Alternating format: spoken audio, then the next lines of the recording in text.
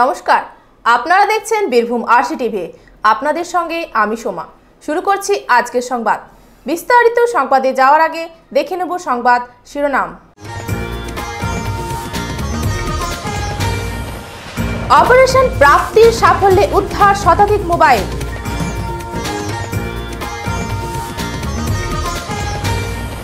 প্রয়াত সাংবাদিকের স্মরণ সভা ও স্মরণিকা প্রকাশ দুবরাজপুরে।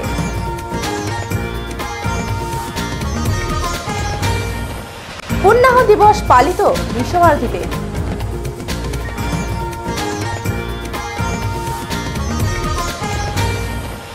বিজেপির আঞ্চলিক সম্মেলন মল্লারপুরে।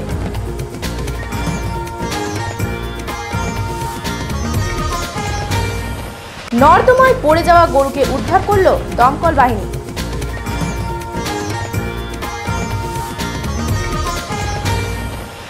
পালস পোলিও টিকাকরণ কর্মসূচি দুবরাজপুর ও খয়রাশোলে।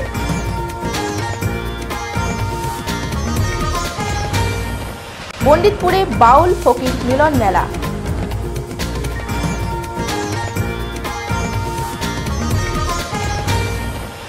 এবার সংবাদ বিস্তারিত। চুরি যাওয়া মোবাইল উদ্ধারের জন্য জেলা পুলিশ প্রশাসনের অপারেশন প্রাপ্তির উদ্যোগে আজ 105টি মোবাইল উদ্ধার করে প্রকৃত মালিকদের হাতে তুলে দেওয়া হলো। এই মোবাইলগুলি কখনো 2018 সালে বা তার আগে গ্রাহকদের চুরি যায় বা হারিয়ে যায়। এদিন ডিএসপি হেডকোয়ার্টার কাশীনাথ মিস্ত্রি সহ বিভিন্ন আধিকারিকের উপস্থিতিতে মোবাইলগুলি তুলে দেওয়া হলো জেলা পুলিশ অফিসে। হারিয়ে যাওয়া মোবাইল পেয়ে খুশি মোবাইল মালিকরা। বলা যায় অপারেশন প্রাপ্তির এটি একটি বড় সাফল্য। মোবাইলটা অনেক দিন আগে অক্টোবর 2018 পেয়েছি। আমি কিছুদিন পরেই পেয়েছি। আমার ডায়েরিটা তোলা হয়নি, তার জন্য আমার বোলপুর থেকে সিউড়ি রিকভারির জন্য ট্রান্সফার করা হয়েছিল। দিয়ে তারপর এখন এই পেলাম হাতে। খুবই ভালো লাগছে, মোবাইল পেয়ে অবশ্যই খুব ভালো লাগছে। নিশ্চয় খুব সাপোর্ট করছি যারা যারা মানে কি বলবো, মোবাইল ছাড়া বর্তমান যুগে তো চলা অসম্ভব। খুবই সাপোর্ট করছি, এতটা কষ্ট করে তারা মানে খুঁজেছে ফোনটা, তার জন্য খুবই ধন্যবাদ। কি বলবো, আমি বোলপুর শান্তিনিকেতন তন্দ্রা সূত্রধর। পার্থ দাসের report, Birbhum RC TV, Suri. প্রবীণ সাংবাদিক রবীন্দ্রনাথ কবিরাজের স্মরণ সভা পালিত হলো আজ দুবরাজপুরের ডাঙ্গালতলায়। সাহিত্যালোক পত্রিকার উদ্যোগেই এই স্মরণ সভা। উল্লেখ্য, এই প্রবীণ নাগরিক গত 24শে ফেব্রুয়ারি নিজস্ব বাসভবনে পরলোক গমন করেন। প্রাক্তন শিক্ষক ও লেখক সঞ্জয় উপাধ্যায়ের সভাপতিত্বেই স্মরণসভা শুরু হয়।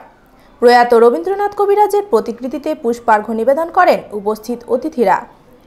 এদিন দুবরাজপুর পৌরসভার প্রাক্তন পৌরপ্রধান পীযূষ পাণ্ডে স্মরণ করতে গিয়ে দুবরাজপুরে একটি রাস্তা রবীন্দ্রনাথ কবিরাজের নামে হবে বলে জানান।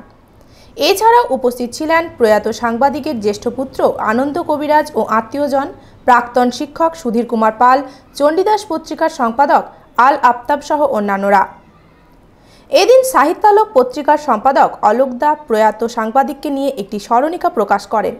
কথায়, কবিতায় ও গানের মধ্য দিয়ে তাকে স্মরণ করা হয়। সেখানে আমার সমস্যা এবং তথ্য একটা স্মরণিত কবিতা লিখে সেটা আমার নানানো আছে জবানের মধ্যে। আমার দুর্ভাষে এলো, আমি তৎক্ষণ মনে আছি। আপনারা যদি সেগুলো এক জায়গায় তিনি ছিলেন, আমি একটা দিক সাংবাদিকতার দিক অনেকে বলছেন, রাজনীতির দিক দিয়ে তিনি ছিলেন বরাবরই রাজনৈতি আজীবন কংগ্রেস করে এসছেন, কিন্তু তার বৈশিষ্ট্য ছিল কোনো পদে তিনি থাকতেন না, কিন্তু তার প্রভাবটা থাকতো বলে যারা রাজনীতির প্রভাবটাকে আরো এটা একটা তার গুণ ছিল।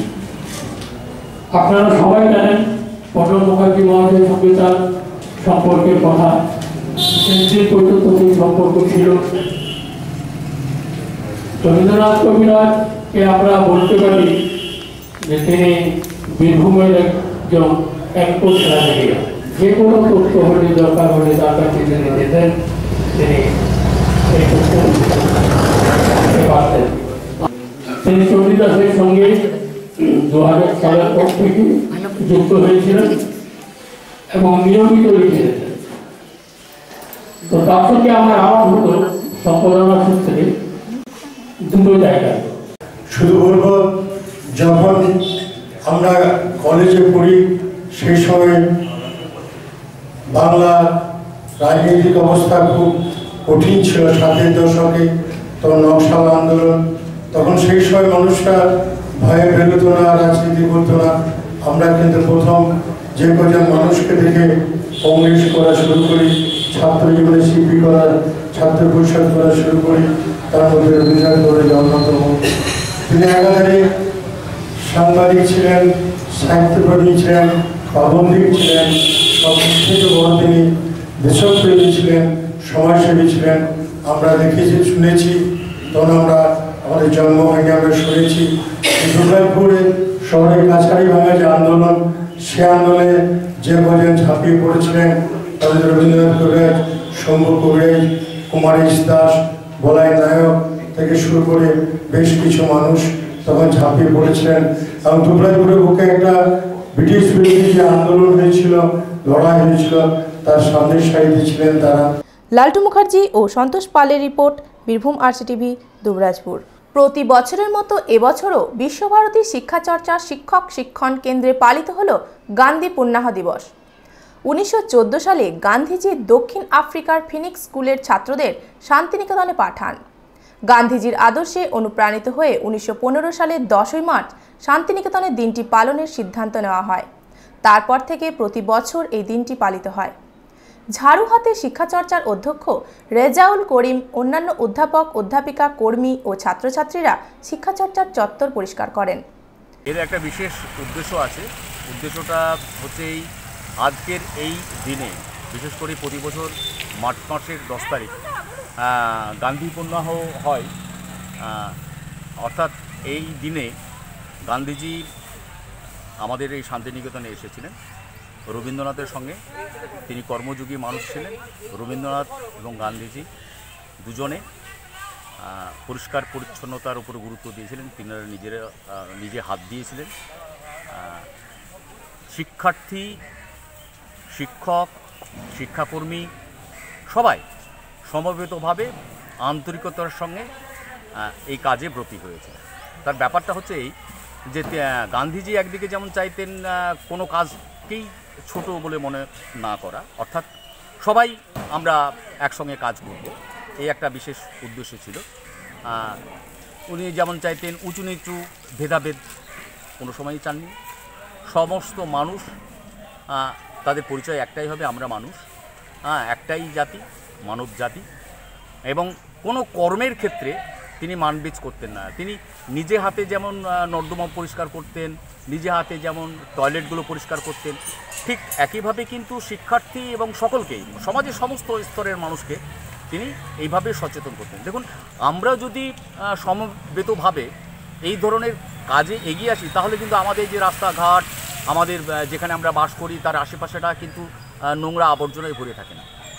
এই যে পলিউশন, দিনের পর দিন আমরা দেখছি যে পলিউশন বাড়ছে, তাই এটা প্রতিরোধ করার জন্য একটা সচেতনতা দরকার। গান্ধীজি কিন্তু এই দিনটাকে লক্ষ্য রেখেই মানুষের মধ্যে আরও সচেতনতা বৃদ্ধি করা, মানুষকে আরও সচেতন করা, এই প্রয়াসটা কিন্তু শান্তিনিকেতন বা এই ঐতিহ্যটা কিন্তু শান্তিনিকেতন ধরে রেখেছে বা বিশ্বভারতী ধরে রেখেছে। এবং বিশ্বভারতীর ছত্র ছায়ায় শিক্ষাচর্চার শিক্ষার্থীরা যেহেতু এখানে পড়াশোনা করে, প্রশিক্ষণ নিচ্ছে, সেহেতু তারাও কিন্তু এই কর্মযজ্ঞে সামিল হয়েছে। আজকে কোন কোন জায়গাগুলো আপনারা পরিষ্কার করবে ভাবছেন? আমরা তো অনেকগুলো কাজ করে ফেলেছি। দেখুন, শিক্ষার্থীরা বিভিন্ন জায়গায় টয়লেট থেকে শুরু করে তাদের হস্টেল, ক্লাসরুম এবং আমাদের অফিস, টোটাল ক্যাম্পাসটা আমরা কিন্তু ক্লিন করছি। রাস্তাঘাটটা দেখুন সব ক্লিন হয়ে গেছে এবং আরও কাজ চলছে। আপনার নাম? আমার নাম রেজাউল করিম। সুকান্ত রায়ের রিপোর্ট, বীরভূম RCTV, বোলপুর। মল্লারপুর থানার ঝিকড্ডা পঞ্চায়েতের রাউতারা সংসদে অঞ্চল কর্মীদের নিয়ে ভারতীয় জনতা পার্টির আঞ্চলিক সম্মেলন হয়ে গেল আজ। লোকসভা নির্বাচনের দিনক্ষণ ঘোষণার অপেক্ষায়। অন্যান্য রাজনীতি দলের মতো বিজেপিও রাজনীতির ময়দানে নেমে পড়ল। এদিন উপস্থিত ছিলেন বিজেপির প্রাক্তন সভাপতি দুধকুমার মণ্ডল, জেলা সম্পাদক অতনু চ্যাটার্জি, ব্লক সভাপতি দীনবন্ধু মণ্ডল প্রমুখ। রাজনীতি করছে, বিজেপিও রাজনীতি করছে, কিন্তু বিজেপি এই দলটার প্রকৃতিকে আমরা গান গাই, অনেক সময় গান গেয়েছেন আপনারা, এখন হয়েছে কিনা জানি না। যদি বিজেপি এই গান ভুলে যায়, এই প্রকৃতি প্রকৃতিটা হারিয়ে ফেলবে। মানুষের প্রকৃতি হচ্ছে অন্যের খাবার কেড়ে না খাওয়া, মানুষের প্রকৃতি হচ্ছে নিজের খাবার অন্যকে ভাগ দিয়ে খাওয়া। মানব সেবার মূল ধর্ম হচ্ছে নিজের জন্য নয়, পরের জন্য। পরার্থে প্রাণ করিবে যে দান, ক্ষয় নাই তার ক্ষয় নাই। তিনি দেখলেন যে এই মন্ত্রিসভায় থেকে, অর্থাৎ জওহরলাল নেহরুর যে মন্ত্রিসভা, সেই মন্ত্রিসভা। ভাস্কর মণ্ডলের রিপোর্ট, বীরভূম RCTV, মল্লারপুর। একটি বাঁধা গরু ছাড়া পেতেই পড়ল নর্দমায়। জানা যায় আজ সকালে সিউড়ি রবীন্দ্রপল্লীর বাসিন্দা শ্যাম দাস তার গরুটিকে খুলে দিতেই লাফালাফি শুরু করে। বাড়ির গৃহকর্ত্রীকে ধাক্কা মেরে পিচ রাস্তার মধ্যে লাফাতে থাকে ঘোড়ার মতো। শেষ পর্যন্ত একটি চলন্ত বাসে ধাক্কা মেরে গরুটি নর্দমায় পড়ে যায়। স্থানীয় মানুষজন চেষ্টা করেও গরুটিকে তুলতে অক্ষম হয়। শেষ পর্যন্ত খবর দেওয়া হয় দমকল বাহিনীকে। দমকল বাহিনী এসে চেন দিয়ে গরুটিকে নর্দমা থেকে উদ্ধার করে। কি হয়েছে এখানে? একটা গরু ড্রেনে ফেসে গেছে। তো আমি সকালে কাজে যাচ্ছিলাম, হঠাৎ দেখছি অনেক লোকজন জমায়েত হয়ে আছে। তো দেখি ব্যাপারটা কি, দেখছি একটা গরু ড্রেনে ফেসে আছে। তো আমরা অনেক চেষ্টা করলাম, চেষ্টা করা সত্ত্বেও আমরা তুলতে পারছি না বলে আমরা ফায়ার ব্রিগেডকে ফোন করলাম। ওর বাড়িওয়ালার মাকে প্রথমে মারার পরে এখান থেকে বেরিয়ে আসে আপনার বাসে ধাক্কা মারে। কখন সেটা সকালবেলা ওই 5:30 পৌনে 6টা এরকম। তো ওইখান থেকে বেরিয়ে এসে এই গলিতে মহেন্দ্রার এই গলি চুকুর গলিতে ঢুকে যাওয়ার পরে তারপরে ফেসে গেছে। আর বার করার কোনো ইয়ে নেই। তারপরে আমরা ফায়ার ব্রিগেড খবর দিই, ওনারা এসে ব্যবস্থা দিয়েছেন। ওরা যাই হোক করছে। হ্যাঁ, ড্রেনও পড়ে গেছে। আপনার নাম? আমার নাম স্বপন চক্রবর্তী। দীপক কুমার দাসের রিপোর্ট, বীরভূম RCTV, সিউড়ি। সারা রাজ্যের পাশাপাশি জেলার দুবরাজপুর ও খয়রাশোল ব্লক এলাকা জুড়ে পালস পোলিও টিকাকরণ কর্মসূচি পালিত হয়। অঙ্গনওয়াড়ি, আশাকর্মী ও স্বাস্থ্যকর্মী সকলে মিলে 0 থেকে 5 বছর বয়সী শিশুদের পালস পোলিও টিকাকরণ কর্মসূচিতে অংশ নেয়। আজ দুবরাজপুর ব্লকের পণ্ডিতপুর উপস্বাস্থ্য কেন্দ্র ও রূপসীমূল অঙ্গনওয়াড়ি কেন্দ্রে পালস পোলিও টিকাকরণ কর্মসূচি পালিত হয়। 0 থেকে 5 বছর বয়সী শিশুদের এখানে পোলিও খাওয়ানো হয়।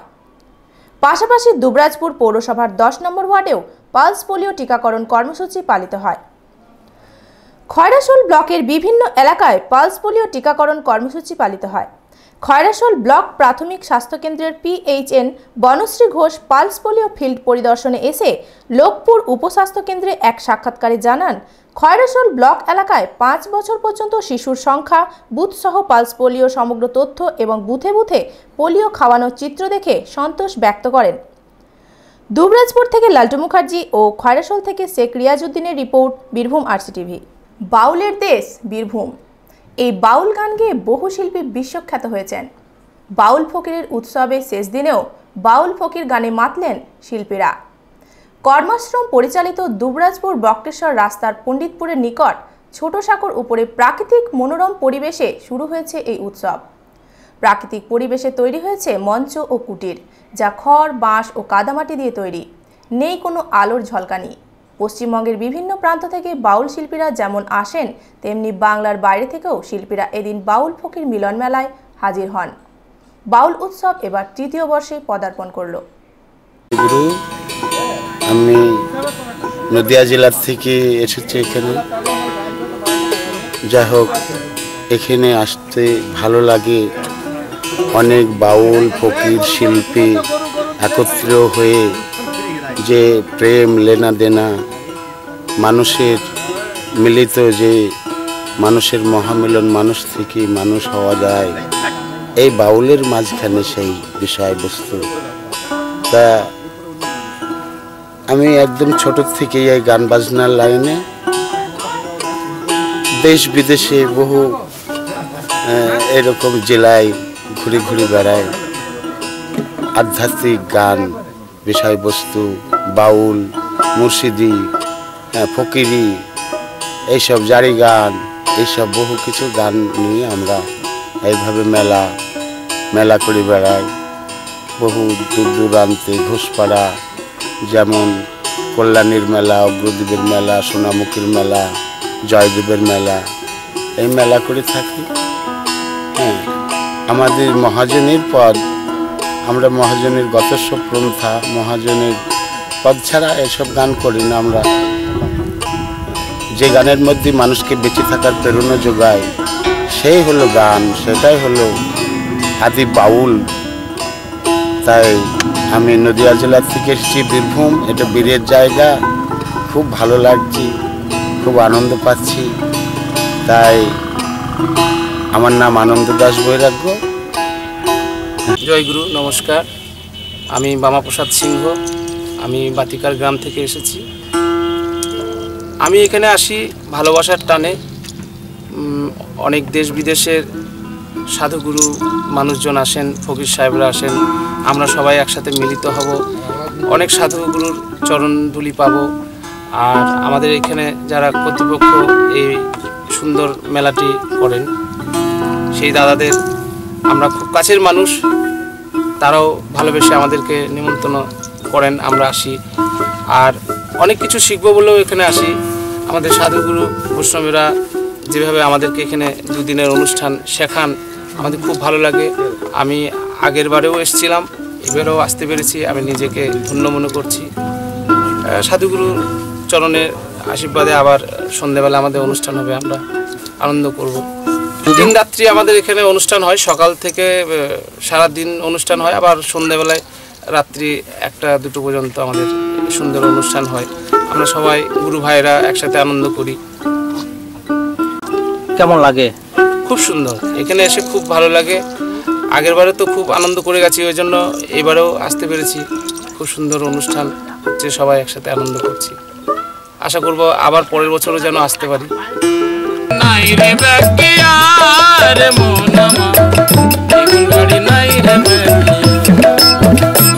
তুমি সঙ্গে নিও পারের করি যা কিছু দরকারি,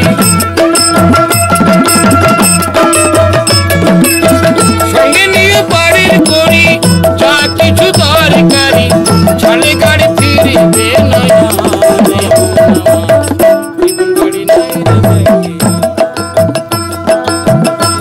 গাড়ি নাই রে বাকি আর মন গাড়ি নাই রে বাকি বাড়িতে ফিরে না সে বাড়িতে, বাড়ি চলে যায় রে বড়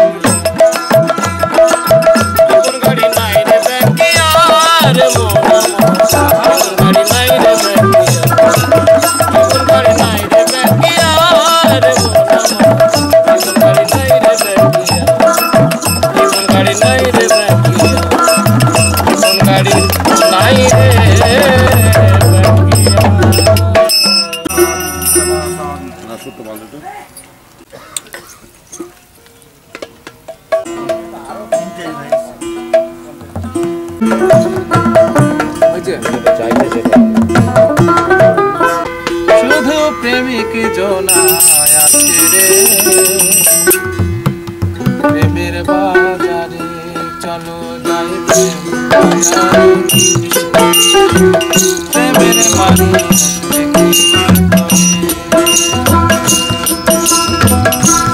খানায় হিংসা নিন্দা কামের গন্ধ, হিংসা নিন্দা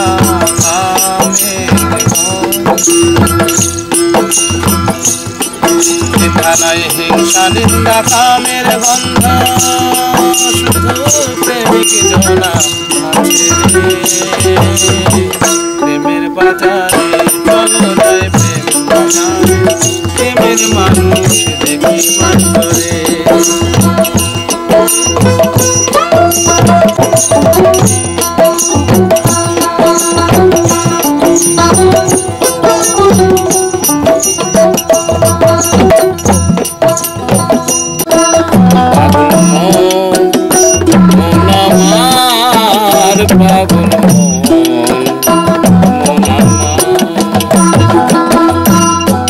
জীবনের না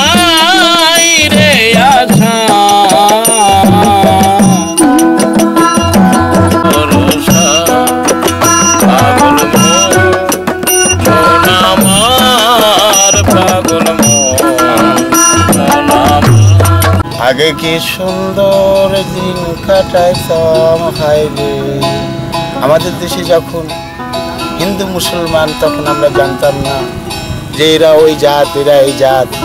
আমরা তখন একসঙ্গে এক থালায় খেতাম, একসঙ্গে মেলামেশা করতাম সেইভাবে। তাই করিম ফকির একটা গান রচনা করলেন, সেই গানটা একটুখানি শোনাচ্ছি।